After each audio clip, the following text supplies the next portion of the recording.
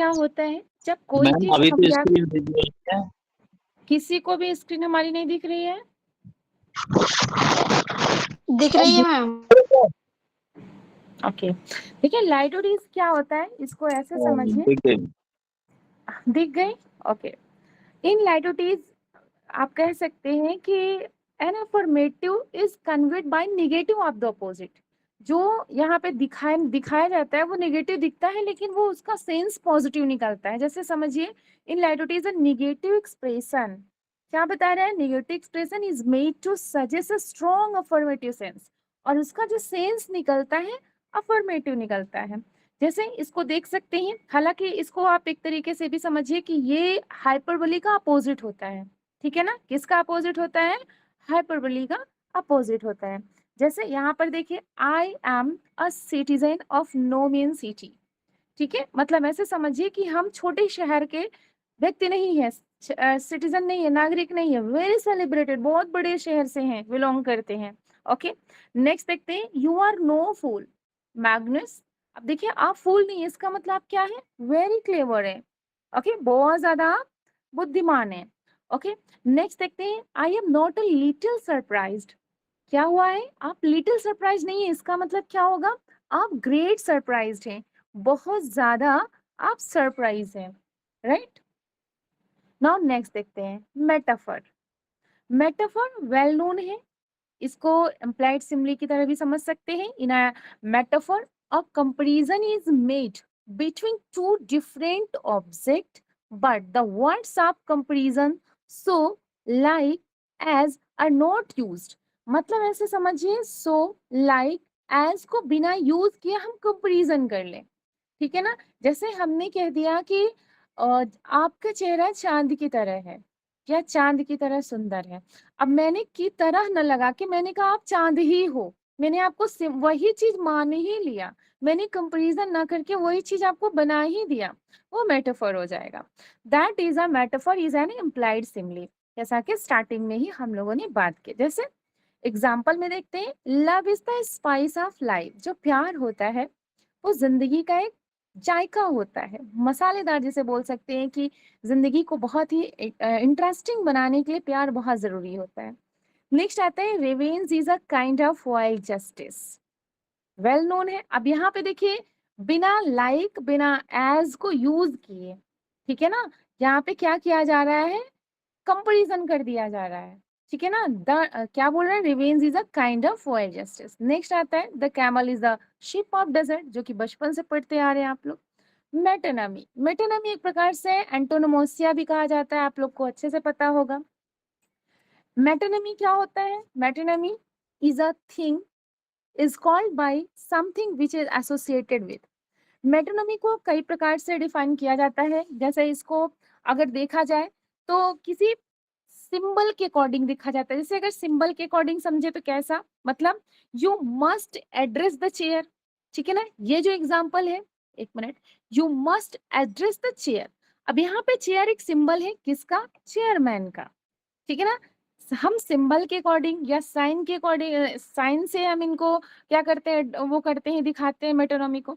दूसरा क्या होता है, container for the things contain करते हैं। जैसे आप एक एग्जांपल देख लीजिए, जैसे fourth with he drank the fatal cup. अब देखिए, फैटल कप की बात कर रहा है। अब कप घातक नहीं है, कप के अंदर जो चीज है वो फैटल है, ठीक है ना। लेकिन यहाँ पे चीजों को क्या किया जा रहा है, रिलेट किया कराया जा रहा है ना। आगे देख लेते हैं, तीसरा जो आप समझिए, किसी इंस्ट्रूमेंट के माध्यम से इसमें रिलेट कराया जाता है। इंस्ट्रूमेंट में मतलब जैसे पेन हो गया, the pen is mightier than the sword.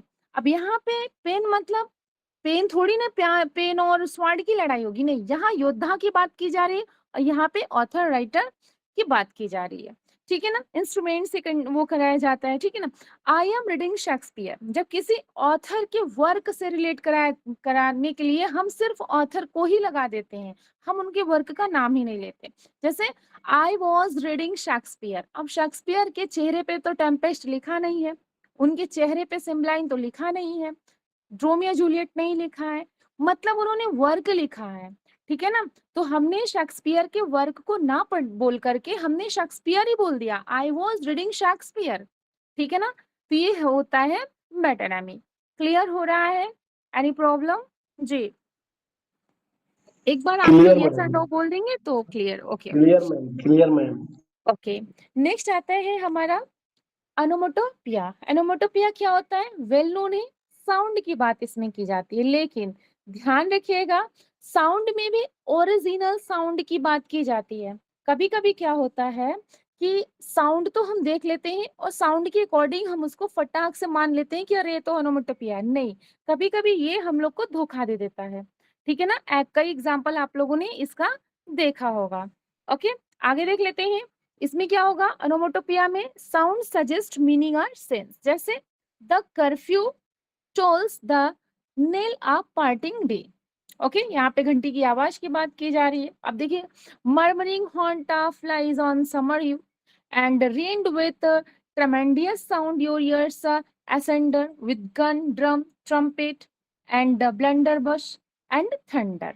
Okay, next आता है ऑक्सीमोरॉन। ऑक्सीमोरॉन क्या होता है? Two opposite words or ideas are put together, पास पास रखे जाते हैं। जैसे ओपन भी है, सीक्रेट भी है।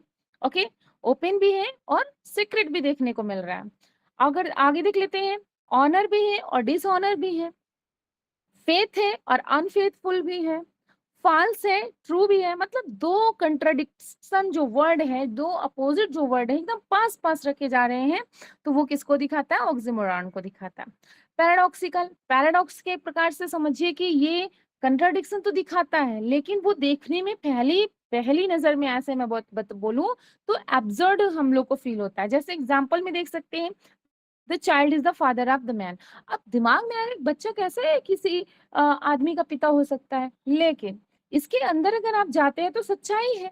वही बच्चा बड़ा होता है, वही बच्चा जिसका वो बच्चा होता है, वही बच्चा बाप बनता है, अपने पिता को ही सारा चीज सजेस्ट करता है। इसको इस तरीके से भी समझ सकते हैं। ठीक है ना? The child is the father of man. तो पैराडॉक्स क्या होता है? Paradox is a statement which looks absurd and contradictory but is well founded. Okay, that's called paradox. तो child is the father of the man बहुत ज्यादा famous example. इस example को आप लोग एज इट इज अपने दिमाग में रखिए। नेक्स्ट एग्जाम्पल क्या है? Stone walls don't a prison make. जो स्टोन वॉल होता है, ये क्या करता है? प्रिजन मेक नहीं बनाता है प्रिजन को, nor iron bars a cage. Okay, next आता है there is no one so poor as wealthy miser. ठीक है ना?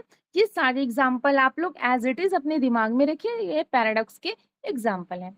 तो आज हम लोग इतना ही रखेंगे, कल उसके आगे हम लोग पढ़ेंगे।